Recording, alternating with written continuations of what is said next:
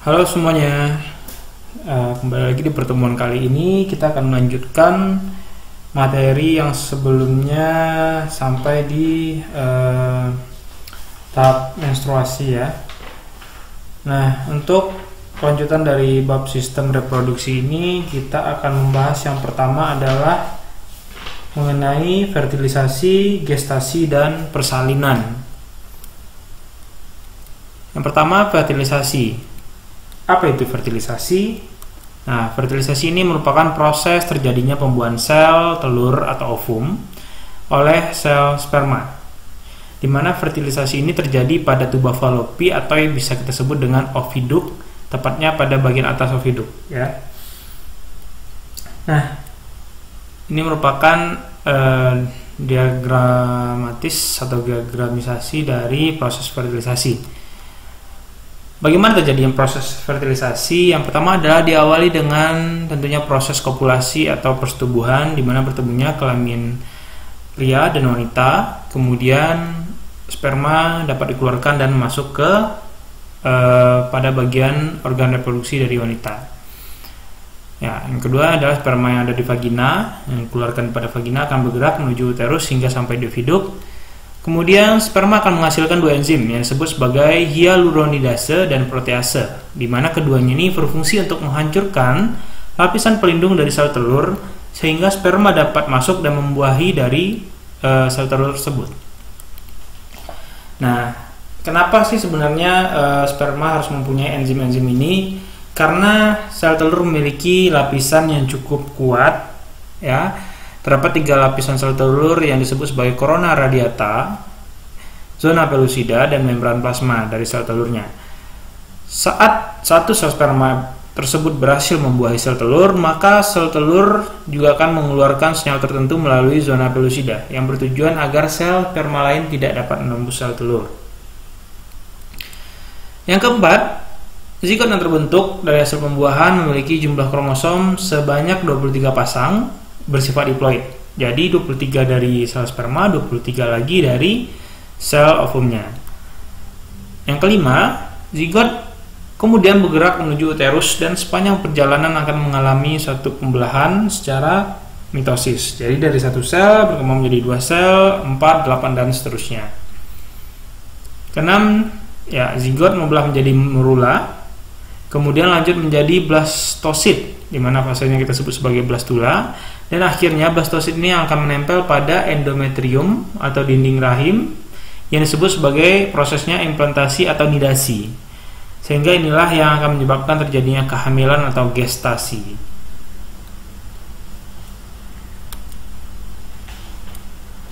Nah, ini adalah proses fertilisasi sampai implantasi blastosid di endometrium. Dapat kita lihat di sini ovarium akan melepaskan oosit sekunder, kemudian di tuba falopi akan mengalami pembuahan jika ada sperma yang masuk. Setelah itu hari pertama akan terbentuk sel tunggal yang kita sebut sebagai zigot. Hari kedua membelah menjadi 2 sel, menjadi 4 sel, selanjutnya hari keempat menjadi 16 sel, dan hari kelima akan muncul yang namanya fase blastula yang menghasilkan blattokis atau blattokista. Kemudian hari 6 sampai 7 masuk ke blattokista tahap akhir sebelumnya dan akhirnya akan menempel pada dinding rahim. Yang kedua adalah gestasi atau kehamilan. Nah, gestasi atau kehamilan ini merupakan serangkaian proses perubahan pada jaringan atau organ tubuh seseorang wanita akibat adanya perkembangan janin di dalam uterus atau rahim ya. Nah, periode dari gestasi atau kehamilan itu dimulai dari proses pembuahan pada saluran kelamin, melekatnya embrio pada endometrium sampai terjadinya proses kelahiran bayi. Itu adalah satu fase lengkap dari kehamilan ya. Nah, bagaimana sih tanda-tanda dari kehamilan seorang wanita? Yang pertama, darah dan urin mengandung suatu hormon yang namanya hormon chorionic gonadotropin atau yang biasa disingkat dan disebut sebagai HCG. Hormon ini berfungsi sebagai perangsang aktivitas ovarium dan pembentukan plasenta si janin. Yang kedua adalah tidak mengalami menstruasi, artinya tidak ada peluruan dari endometrium karena dinding rahim telah ketempelan oleh calon janin. Ya. Yang ketiga adalah timbulnya rasa mual dan muntah pada pagi hari.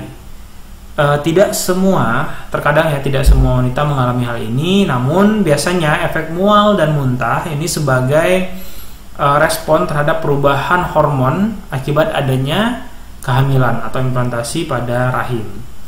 Yang keempat, mengidam. Mengidam ini juga tidak selalu, ya, hormon tadi juga dapat mempengaruhi psikologis dari seorang wanita yang sedang hamil, sehingga mengidam ini lebih cenderung kepada perubahan tingkah laku, ya, sehingga dapat berbeda-beda pada setiap wanita atau perempuan. Yang kelima adalah peningkatan frekuensi buang air kecil. Ini diakibatkan karena tertekannya kandung kemih atau kantung urin oleh rahim yang membesar karena adanya perkembangan dari si embrio atau janin. Dan yang keenam, adanya payudara darah membesar akibat aktivitas hormon seperti prolaktin yang akan mempersiapkan air susu bagi si calon bayi saat dia lahir nanti. Nah, hormon HCG ini juga dapat digunakan sebagai indikator untuk mengetes kehamilan. Ya. Hormon ini dibuat saat embrio berumur 3-4 minggu setelah pembuahan. Jadi terkadang orang yang mengalami kehamilan pada ketika terlalu cepat mengetes, ya, namun hormon HCG belum diproduksi karena usia kandungan juga masih muda, ini tidak selalu mengindikasikan bahwa orang tersebut gagal hamil. Hanya saja mungkin waktu pengetesannya tidak tepat atau kurang tepat. Nah, baiknya mungkin sekitar 3-4 minggu setelah pembuahan itu bisa dicek, ya. Karena kembali lagi seperti yang saya jelaskan tadi, tidak semua wanita mengalami gejala seperti muntah dan mual, sehingga terkadang mereka tidak mengetahui bahwa mereka sedang hamil, ya. Sehingga harus dicek lagi dengan menggunakan test pack, ya. Ini merupakan gambaran dari test pack yang umum di pasaran. Biasanya kalau indikatornya ada garis 2 itu dinyatakan positif, ya. Berbeda-beda untuk setiap tipe dari test packnya. B. Setelah ada tanda-tanda kehamilan, ada periode kehamilan. Jadi istilah dari periode kehamilan ini biasanya akan dibagi dalam 3 fase yang disebut sebagai trimester, ya, karena untuk manusia biasanya akan mengandung sekitar 9 bulan 10 hari, ya.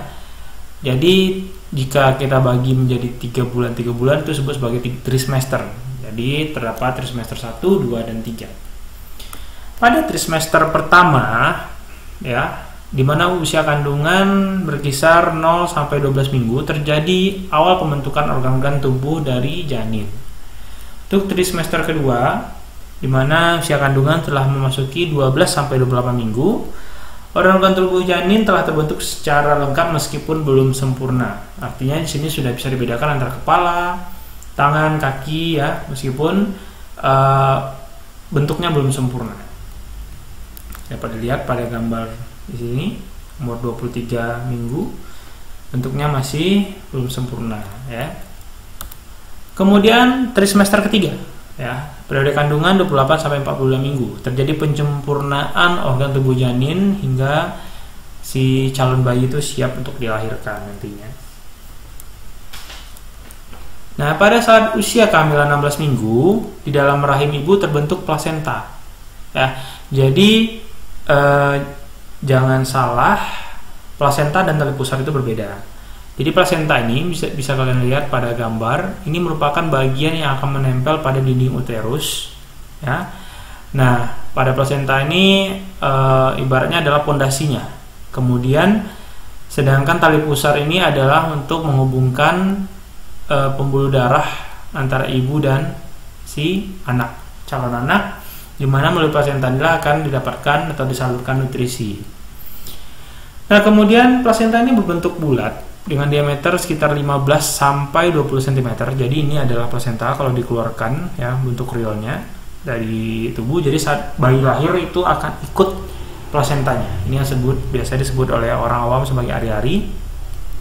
Tebalnya sekitar 25 cm, kemudian dia dapat tumbuh hingga 500 gram atau setengah kilogram, ya. Nah, plasenta ini akan dilengkapi tali pusar, telah saya jelaskan tadi, panjangnya sekitar 50 cm. Kemudian ada lagi amnion atau air ketuban, ya, di sini.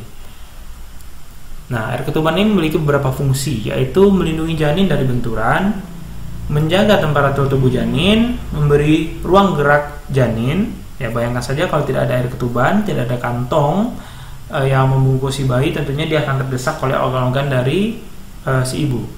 Yang keempat adalah melancarkan proses persalinan, ya, karena pada cairan ketuban, ya otomatis karena dia sifatnya cair, banyak getah, banyak lendir juga, sehingga dia dapat menjadi suatu, katakanlah sebagai pelicin atau lubrikan untuk melancarkan proses persalinan.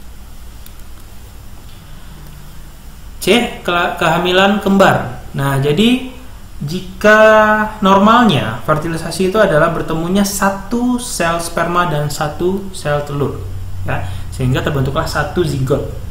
Nah, tapi pada kehamilan kembar ada beberapa kasus. Yang pertama adalah kembar dizigotik atau fraternal twins. Ini disebabkan oleh pengeluaran dua sel telur secara bersamaan. Ingat bahwasanya ovarium pada wanita itu ada dua. Pada siklus normalnya, ovarium akan bergantian untuk menghasilkan sel telur yang sehat atau utuh. Jadi, setiap bulannya itu akan dihasilkan satu sel telur. Jika tidak terpakai, itulah yang akan meluruhkan dinding endometrium sehingga kalian para wanita mengalami menstruasi. Namun ada ketika suatu saat si sel telur ini dikeluarkan oleh masing-masing ovarium pada saat yang bersamaan dan dia produktif, sehingga akhirnya dia bisa dibuahi oleh sperma, ya. Jadi bayangkan saja sperma yang dikeluarkan oleh laki-laki pada saat kopulasi itu bisa mencapai 20 juta sel sperma. Nah, 2 dari 20 juta itu bisa membuahi 2 sel telur yang juga dikeluarkan oleh ovarium, sehingga menghasilkan 2 zigot yang akan tumbuh dan berkembang menjadi 2 individu atau 2 embrio. Namun, susunan genetik kedua zigot ini akan berbeda. Ini biasanya yang akan menghasilkan anak kembar, tapi beda jenis kelamin. Itu contohnya, ya. Jadi, lihat di sini ya, ini ada gambarnya. Yang kedua ada kembar monozigotik atau identical twins atau kembar identik. Nah, bedanya adalah kalau di zigotik 2 sel telur yang berbeda kemudian dibuahi oleh 2 sel sperma yang berbeda juga. Kalau di monozigotik, sel telurnya 1 dibuahi oleh 1 sel sperma, namun zigot akan membelah menjadi 2 zigot yang sempurna. Jadi bukan sel zigot yang membelah, tapi jadi zigot tadi dia akan lepas, ya, membelah betul-betul terpisah, menghasilkan 2 zigot yang sempurna. Nah, kalau umumnya kan zigot tadi dalam satu zigot itulah yang akan tumbuh banyak sel, ya, berkembang banyak sel. Tapi pada konteks ini zigotnya membelah menjadi 2 sel lagi, ya. Nah, sehingga akan menghasilkan 2 anak yang mirip atau persis sama. Contohnya juga jenis kelaminnya akan sama. Tapi jika kalian bandingkan untuk fraternal twins atau dizigotik, ini plasenta juga ikut terpisah, berbeda, ya, karena dia memang mandiri, ya, satu sama lain. Kalau untuk yang monozigotik, dia akan berbagi plasenta, ya. Dia dari satu plasenta akan muncul 2 tali pusar. Yang terakhir adalah kembar siam. Nah, bedanya lagi dengan yang lainnya adalah di sini terjadi pembuahan satu sel telur dengan satu sel sperma, namun sel zigotnya mengalami pembelahan yang tidak sempurna, sehingga tetap berkembang, tetapi ada bagian tubuh yang, mohon maaf, mengalami penempelan hingga bisa dikatakan cacat, ya. Mohon maaf. Nah, jadi beberapa kasus ketika penempelannya itu hanya penempelan kulit, jaringan kulit misalnya, itu masih bisa ditangani. Tapi untuk jaringan-jaringan yang bersifat fatal, seperti mungkin mereka hanya punya 1 jantung tapi 2 individu, terkadang, ya, pada beberapa kasus ada yang tidak bertahan lama, gitu. atau salah satunya harus dikorbankan gitu.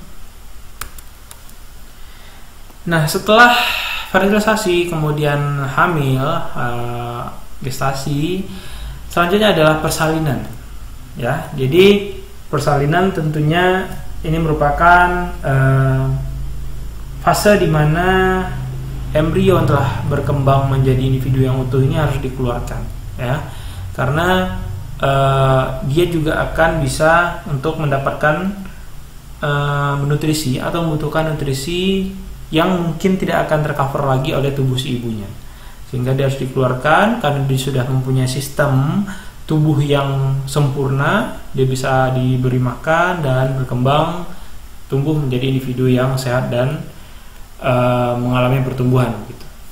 Nah, menjelang persalinan, seorang ibu akan merasakan kontraksi otot rahim, dan persalinan ini biasanya akan berlangsung sekitar 16 jam setelah kontraksi pertama. Suatu proses persalinan atau kelahiran dikatakan normal apabila janin akan keluar melalui jalan lahir yaitu vagina secara alami. Jadi beberapa kasus contohnya ada anak yang keluar melalui vagina tapi divakum atau disedot dengan suatu alat khusus, itu bisa kita katakan dia juga tidak mengalami persalinan normal. Ya, jadi kalau persalinan normal si janinnya keluar melalui vagina atau jalan lahir tanpa bantuan alat apapun ya, hanya dibantu oleh dokter untuk mengarahkan jalan keluarnya. Nah, kemudian biasanya proses kelahiran ini dia akan diawali dengan keluarnya lendir dan darah ya. Nah, untuk melahirkan bayi, seorang ibu memerlukan kontraksi otot rahim yang sempurna, tenaga untuk mengerejan, dan posisi janin yang benar. Ada terkadang kasus di mana dikatakan bayinya sunsang ya.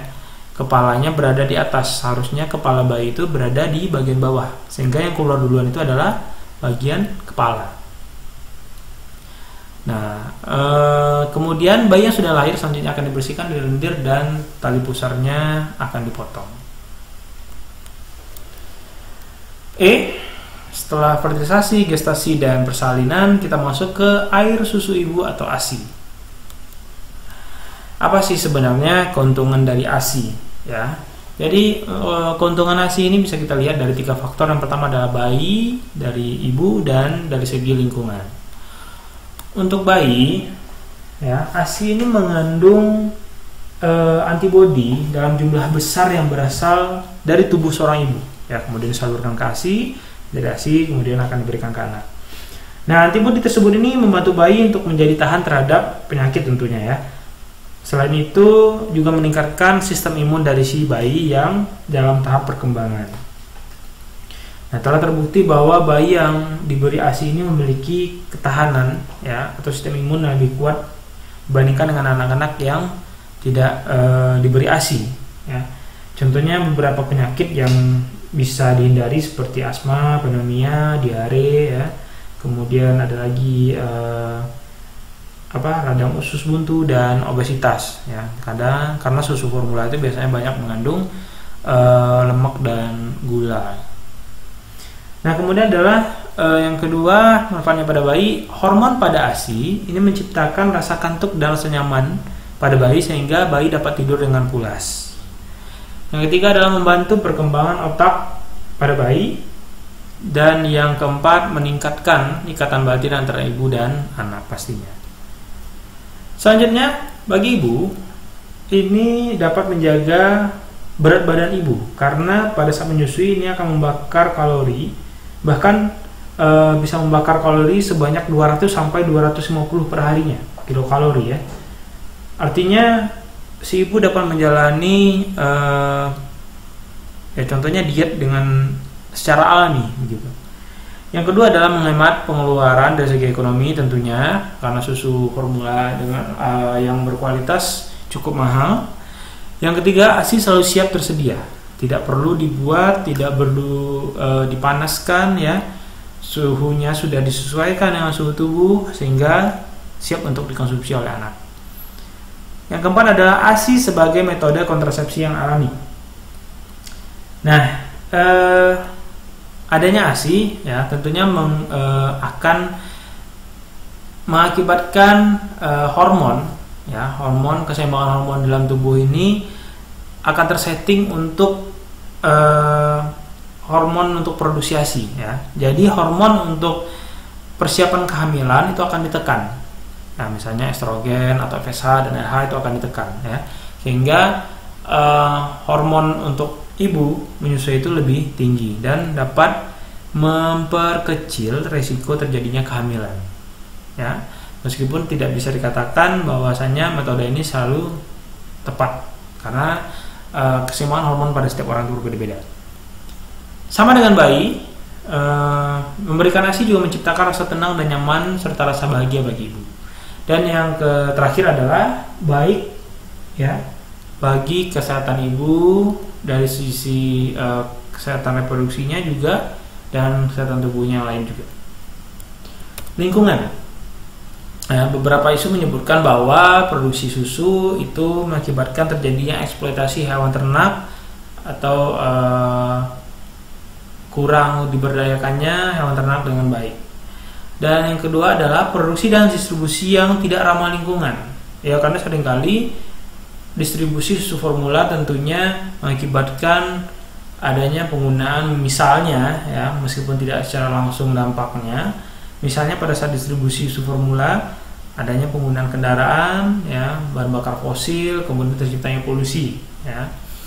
Dan yang terakhir salah satu contohnya juga adalah ASI itu akan memperkecil pencemaran lingkungan karena penggunaan susu formula tentunya akan meningkatkan penggunaan kemasan yang akhirnya kemasan ini juga akan meningkatkan produksi sampah.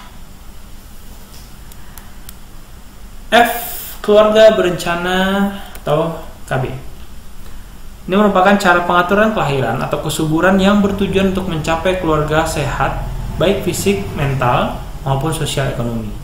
KB ini juga bertujuan untuk mengendalikan laju pertumbuhan penduduk. Nah, caranya adalah dengan metode kontrasepsi. Cara kerja dari metode kontrasepsi adalah mencegah ovulasi, mencegah proses fertilisasi dengan cara menghalangi bertemunya sel telur dan sel sperma, dan mencegah implantasi embrio. Terdapat dua cara kontrasepsi, yaitu kontrasepsi permanen dan kontrasepsi yang bersifat sementara. Untuk kontrasepsi yang bersifat permanen dilakukan melalui sterilisasi, artinya metode pencegahan pelepasan gamet secara permanen. Yang pertama ada metode tubektomi, melibatkan pemotongan dan pengikatan kedua oviduk ya, dari kelamin wanita sehingga sel telur dan sel sperma tidak bertemu. Ya. Jadi oviduk diikat, akhirnya ovum yang dihasilkan dari ovarium tidak akan bertemu dengan sperma yang ada di uterus. Kemudian vasektomi. Vasektomi ini metode yang diterapkan pada pria, pemotongan atau pengikatan saluran vas deferens pria, ya, di mana tempat penyaluran sperma dari testis. Jadi tujuannya adalah agar transportasi sperma terhambat dan fertilisasi tidak terjadi tentunya.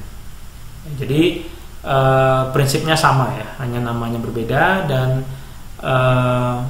saluran yang dipotong berbeda juga. Yang kedua kontrasepsi sementara. Yang pertama adalah sistem kalender atau istilah lainnya adalah metode pantang berkala. Jadi ini tindakan pencegahan kehamilan dengan cara menghindari kontak seksual saat istri sedang mengalami masa subur. Nah, metode ini dapat diterapkan apabila istri memiliki siklus menstruasi yang teratur. Ya. Jadi lihat di sini adalah sistem kalender, ya, memerlukan siklus menstruasi yang teratur sehingga bisa dibuat prediksinya, ya. Dimana ini adalah bagian merah ini saat menstruasi, infertil, tidak subur tentunya. Kemudian setelah seminggunya, kira-kira seminggu ya, itu masuki masa fertil, masa subur, dan seminggu sebelum menstruasi juga akan masuki masa infertil. Jadi masa fertil inilah yang akan dihindari kontak seksualnya untuk mencegah terjadinya kehamilan. Nah, kelebihannya contohnya di sini ya, paling murah dan tidak menggunakan alat apapun, namun kekurangannya adalah resiko gagalnya tinggi. Artinya bisa saja prediksi, ya, karena ini sifatnya prediksi, ini bisa meleset, ya. Artinya bisa tetap terjadi kehamilan meskipun telah menghitung dengan prediksi yang cukup akurat, ya, dirasa cukup akurat, namun bisa terjadi juga kehamilan. Yang kedua adalah metode amenorrhalaktasi atau MAL.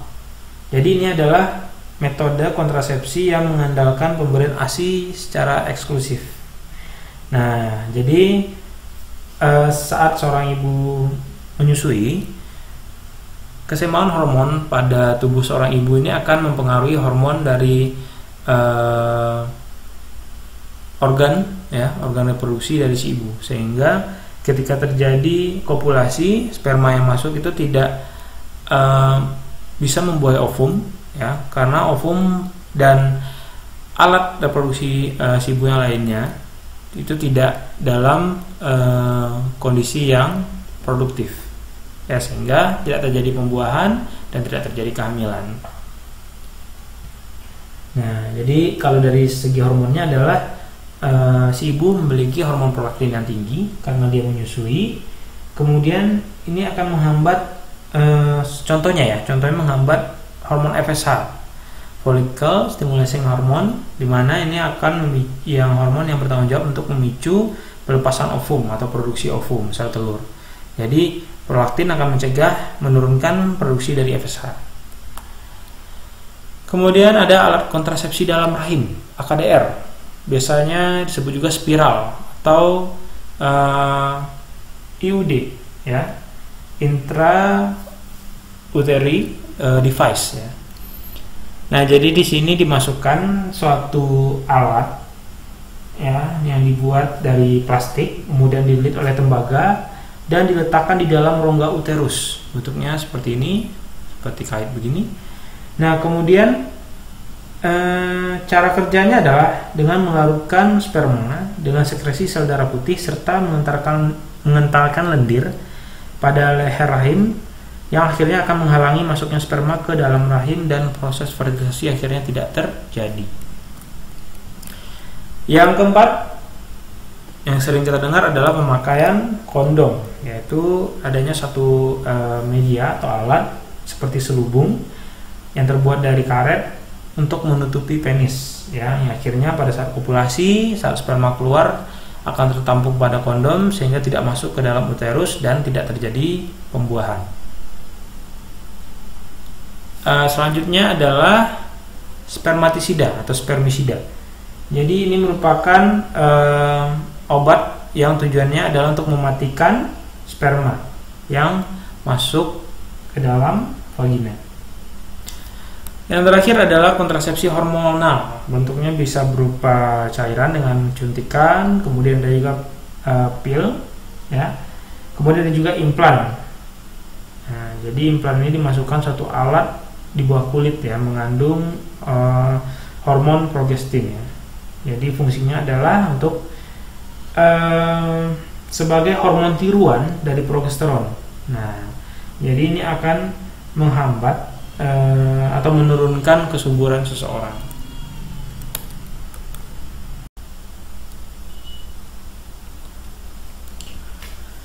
Selanjutnya kita masuk mengenai teknologi sistem reproduksi. Yang pertama adalah bayi tabung atau in vitro fertilization. Jadi dari namanya saja, in vitro itu berarti proses fertilisasi tidak dilakukan atau tidak terjadi di dalam tubuh makhluk hidup, ya. Kalau di dalam tubuh makhluk hidup itu dinamakan in vivo, ya. Sedangkan in vitro berarti dia ditumbuhkan mungkin di dalam suatu medium atau di luar tubuh makhluk hidup. Nah, metode ini prinsipnya adalah mengeluarkan sel telur dengan pengendalian ovulasi secara hormonal, ya. Jadi pada saat proses ovulasi atau keluarnya sel telur itu sudah dipantau oleh dokter sehingga bisa diprediksi kapan sel telurnya itu bisa diambil. Yang kedua, pemindahan sel telur dari ovarium. Kemudian yang ketiga, fertilisasi sel telur dengan sel sperma secara in vitro pada suatu medium. Jadi diambil sel telur wanita, diambil sel sperma pria, kemudian dibuahi, dilakukan pembuahan, ya, pada suatu medium. Nah, apabila berhasil pembuahannya, zigot ini akan dipelihara hingga tumbuh dan membelah kira-kira 8 sel.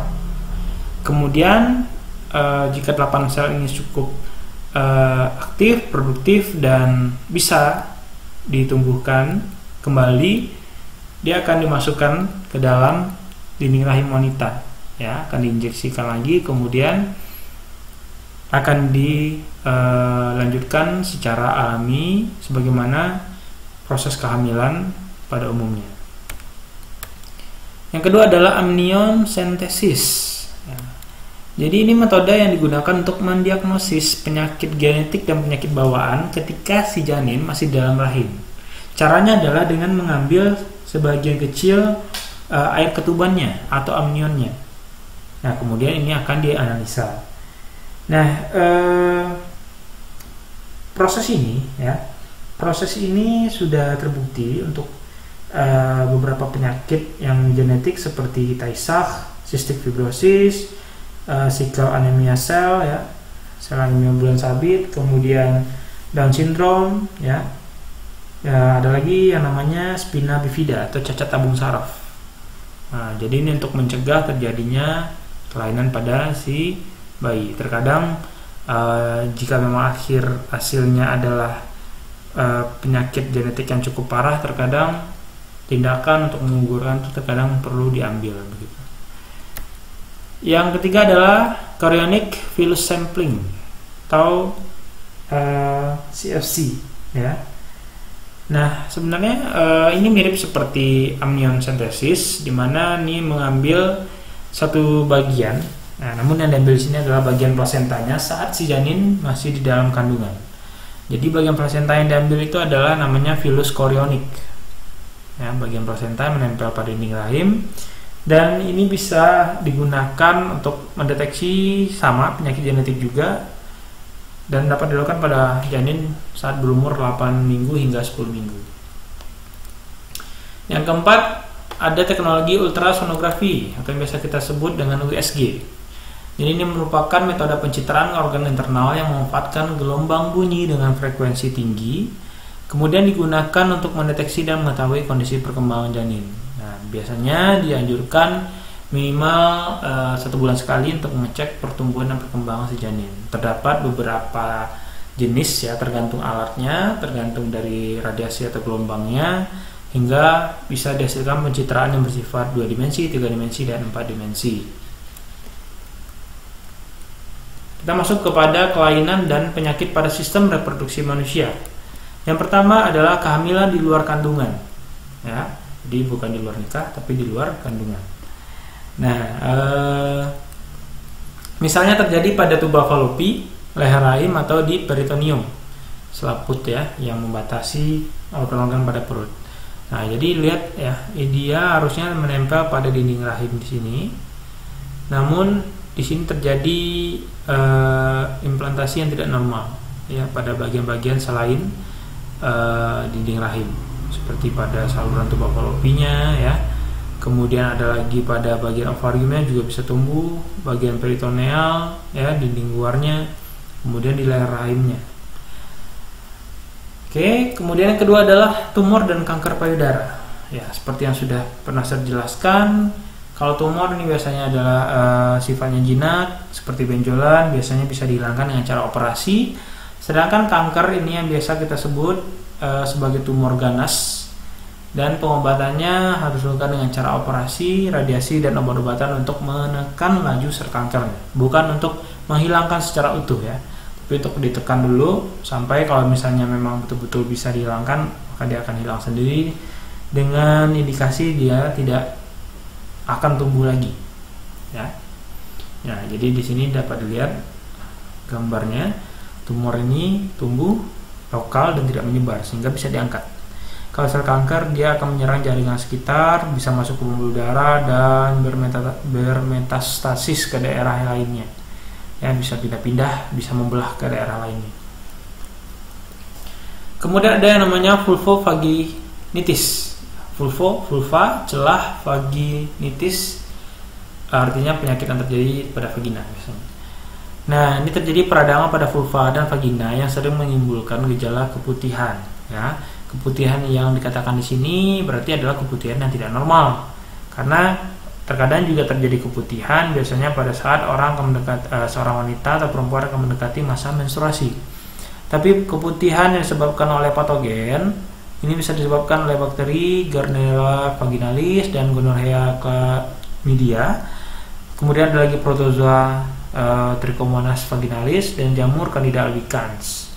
Kalau untuk yang keputihan normal, ciri-cirinya ya, warnanya bening, kemudian putihnya menyerupai putih telur mentah ya, jadi putih lengket bening. Teksturnya encer, sedikit kental dan lengket, tidak berbau, itu yang paling penting ya.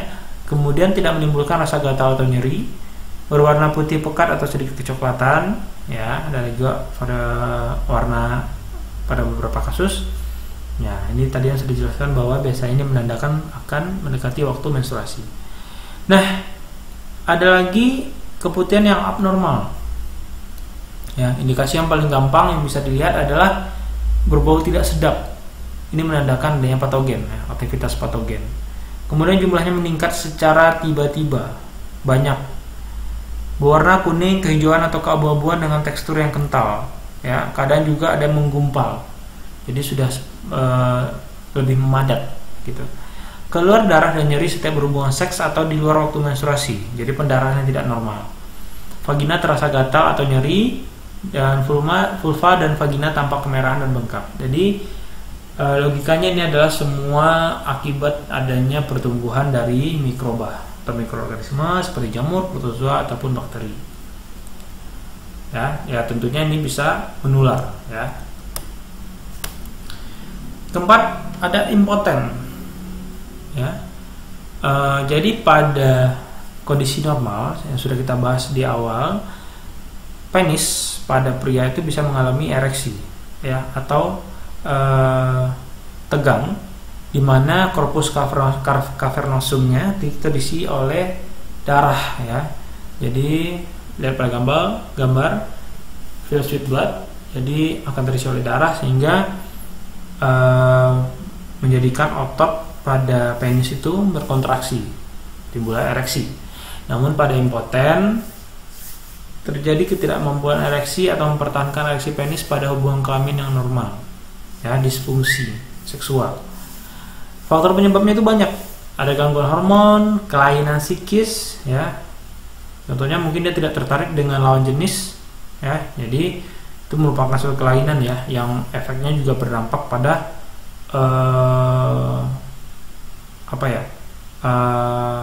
kesehatan seksualnya. Kemudian juga menderita kencing manis, ya, kecanduan alkohol, perobatan dan gangguan saraf yang mengakibatkan rusaknya sistem regulasi seperti saraf dan hormon, ya, akhirnya akan menyebabkan terjadi impoten. Merokok juga ya. Yang keempat adalah gonor atau gonorrhea. Ya, jadi ini mirip seperti keputihan, namun bisa terjadi pada pria dan wanita. Dan bakterinya itu spesifik, yaitu Neisseria gonorrhoeae, di mana pada pria terjadinya sakit saat buang air kecil dan timbul nanah kuning kehijauan pada uretranya, ya. Nah, ini lihat gambar ujung penisnya mengeluarkan cairan nanah. Ini juga pada wanitanya, ya. Mohon maaf, jadi perhatikan kita karena mempelajari tentang sistem reproduksi, tentunya kita harus belak-belakan, ya. Kita harus melihat gambar-gambaran seperti ini agar bisa terinterpretasikan dengan baik, gitu ya. Jadi ini bukan yang sekedar teori, ini bisa terjadi pada siapapun. Jika kalian tidak menjaga kebersihan tubuh kalian, jika kalian tidak menjaga aktivitas seksual kalian, di mana pada umur saat sekarang ini kalian belum, tentunya ya, belum waktunya untuk melakukan hubungan seksual. Nah, jadi dengan tertib, dengan perilaku hidup sehat, tentunya kalian bisa terhindar dari penyakit-penyakit ini, ya. Nah, contohnya tidak melakukan hubungan seksual pada umur usia muda, tidak berkontak anti pasangan, artinya mungkin ada yang iseng ya, mencoba PSK misalnya, ya jangan ya. Kemudian merokok juga dapat menyebabkan impotensi dan lain sebagainya, ya. Nah, kita lanjut. Pada wanita ini gejalanya mirip seperti keputihan, Ya, kadang timbul juga lendir kuning kehijauan. Nah, pada seorang ibu yang akan melahirkan bayi, jika terkena gonorrea, ini akan mengakibatkan, bisa menyebabkan kebutaan ya, atau timbulnya kolonisasi dari bakteri Neisseria gonorrheae pada mata si bayinya. Nah, jadi ini juga berdampak pada si bayi yang akan dilahirkan. Tentunya sebelum dilahirkan harusnya penyakit ini segera diatasi. Oke, sekian yang disampaikan pada pertemuan kali ini. Terima kasih.